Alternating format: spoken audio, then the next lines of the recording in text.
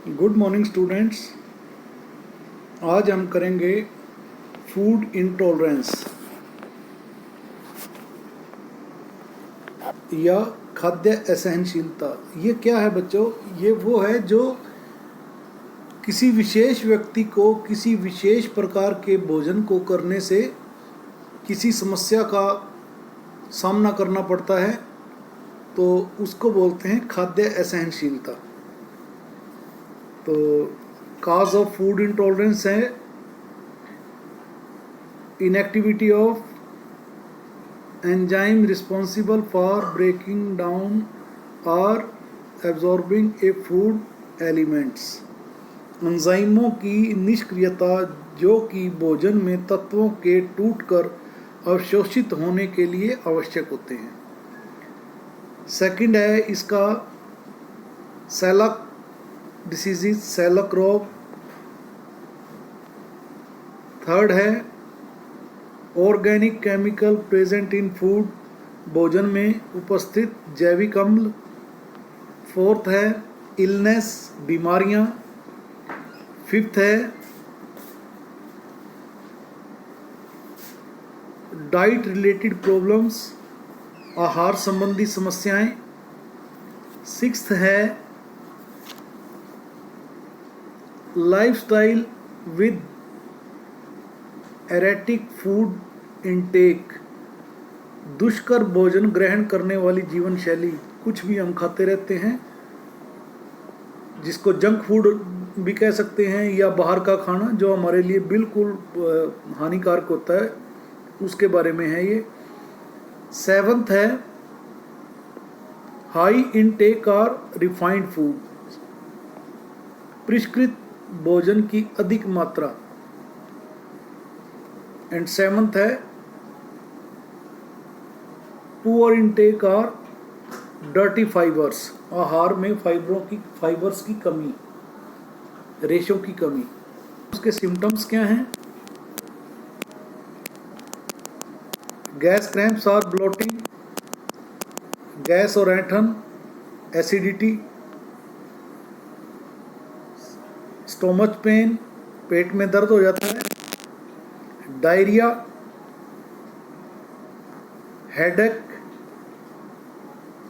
Vomiting, उल्टी आने को रहती है, एंड हार्ट बर्न, और सीने में जलन होनी शुरू हो जाती है।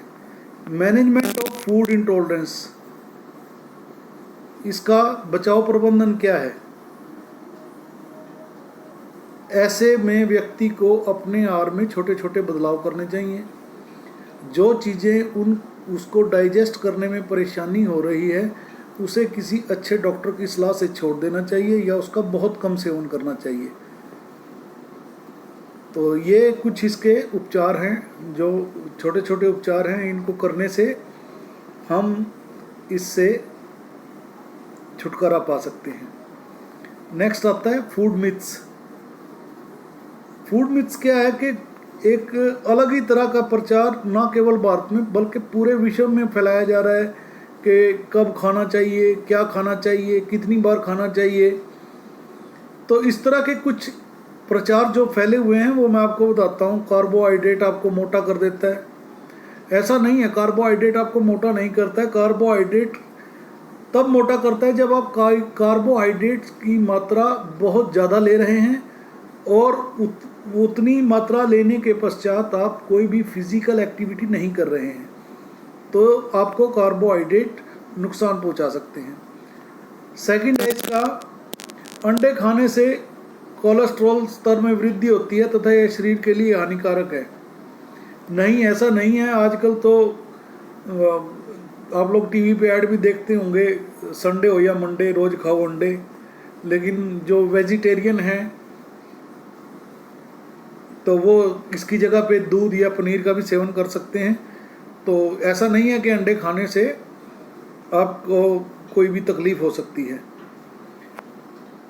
एक थर्ड आजकल चला हुआ है कि माइक्रोवेव में भोजन पकाने से उसके पोषक तत्व नष्ट हो जाते हैं। बिल्कुल झूठ बात है ये। असल में होता क्या है कि जब से माइक्रोवेव आया है उसके अंदर ये प्लास्टिक के बर्तन और ये इस तरह की चीज़ों से क्या होता है कि बहुत घटिया स्तर के कई बार हम यूज़ करते हैं, उससे प्लास्टिक के जो केमिकल हैं जो भोजन के अंदर मिल जाते हैं और हमारे को नुकसान पहुंचाते हैं। माइक्रोवेव में आप कांच के बर्तन यूज़ करके कुछ भी खाएं पकाएं, कोई दिक्कत नहीं होती है। फोर्थ है इसमें कम वसा वाले भोजन में पूर्ण वसा युक्त भोजन की तुलना में कैल्शियम की मात्रा कम होती है। झूठ बात है ये। स्किम अथवा सेमी स्किम दूध में अधिक कैल्शियम होता है, क्योंकि कैल्शियम दूध में पाए जाने वाले भाग में होता है बजाय कि क्रीम वाले भाग में। फिफ्थ है vegetarian can not build muscles. शाकाहारी आदमी अपनी बॉडी को नहीं हिस्ट पुस्ट नहीं बना सकते, ये भी बिल्कुल झूठ बात है। शाकाहारी भी उतने ही हिस्ट पुस्ट हो सकते हैं जितने मांसाहारी व पनीर अखरोट सूखे मेवे खाने वाले बंदे। ठीक है। सिक्स्थ है इसमें हेल्दी फूड इज एक्सपेंसिव। अच्छा भोजन जो है वो महंगा होता है, ऐसा नहीं है। भारत में तो ऐसा नहीं है, कम से कम पूरे विश्व में क्या होता है कि जैसे डिब्बे बंद और या पैक्ड भोजन जो होते हैं वो यहाँ से पैक होके वहाँ जाते हैं और वो उनका रख रखाव इतना महंगा हो जाता है और उनको बनाना खाना जो है वो मुश्किल हो जाता है। लेकिन अगर आप ताज़ा खरीद के ताज़ा बना के खा रहे हैं तो कुछ नुकसान नहीं है, इतना महंगा नहीं होता है।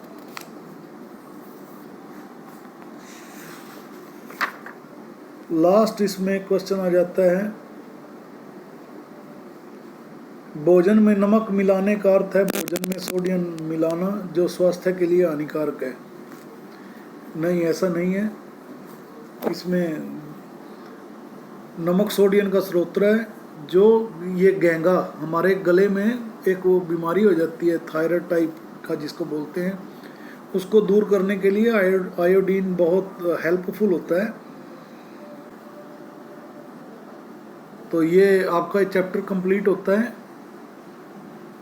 अगर किसी को कोई प्रॉब्लम है तो आप मुझे पर्सनल नंबर से मेरे साथ शेयर कर सकते हैं, कुछ डिस्कस करना चाहें।